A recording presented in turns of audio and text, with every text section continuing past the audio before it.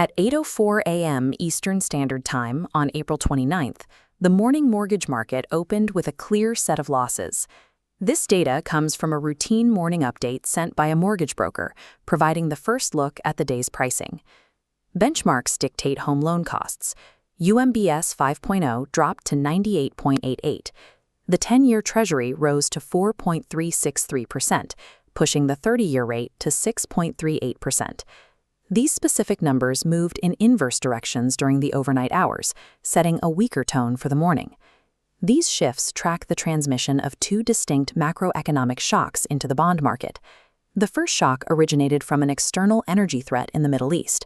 The second arrived from domestic economic data that arrived stronger than analysts anticipated. Reading this morning ticker requires identifying the global mechanisms that translate geopolitical risk and consumer data into fixed income pricing. Overnight news reports indicated that the White House was preparing for a prolonged blockade of Iran. A military-naval blockade introduces a direct physical barrier to established maritime trade routes in a volatile region. The focus of this disruption is the Strait of Hormuz, a narrow passage connecting the Persian Gulf to the open ocean. As this map shows, the strait is a geographical bottleneck. Iran's coastline provides it with significant control over this limited space. Hormuz is the world's most important oil artery. Roughly 1/5 of global petroleum consumption passes through this single choke point. Any restriction here creates a supply shock. If the flow of oil is constrained while global demand remains steady, prices move higher to reflect the scarcity. The morning report confirms this reaction. Oil prices rose sharply as traders reacted to the blockade news. These tankers represent the physical supply currently being repriced by the market as the risk of transit delays increases. Bond markets monitor oil prices because energy is a primary cost for manufacturing, shipping, and electricity.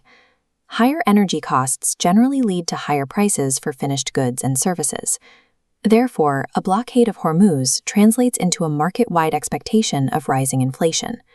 This inflation expectation has a direct impact on the value of fixed-return assets. A bond is a contract that pays a static, predetermined number of dollars over its lifespan. When inflation increases, the purchasing power of those future dollars decreases. To compensate, investors demand a higher yield before buying the bond. This additional requirement is the inflation premium. It's the extra return needed to offset rising consumer prices. This demand for protection is why the 10-year Treasury yield rose to 4.363% this morning.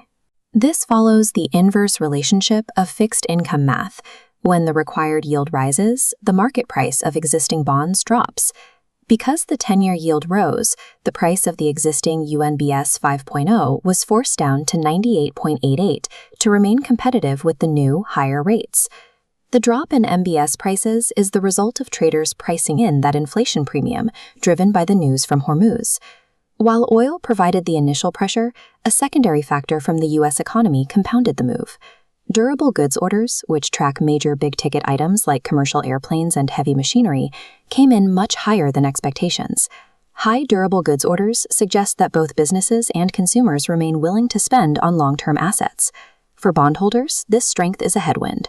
A robust economy provides a foundation for prices to stay elevated. This resilience suggests that the inflation sparked by energy costs may be more difficult to cool, supporting the higher yield seen this morning.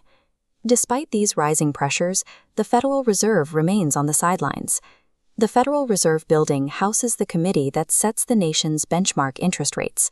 Today's update notes that although there is a Fed announcement schedule, there is no expectation of a rate change or a release of new economic projections. The market has already accounted for this lack of action. Investors know that no immediate policy shift will arrive to counteract the rising yields. Without a signal from the Fed to cool rates, the bond market absorbed the full impact of the oil shock and the strong domestic data. These movements in the bond market lead directly to the final rates offered to homebuyers. Returning to the ticker, we see the end result.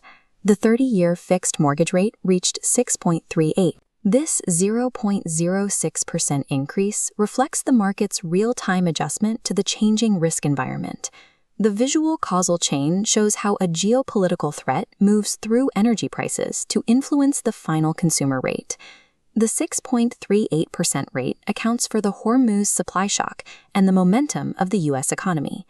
Mortgage-backed securities react to shifts in inflation expectations, often before they appear in official government reports.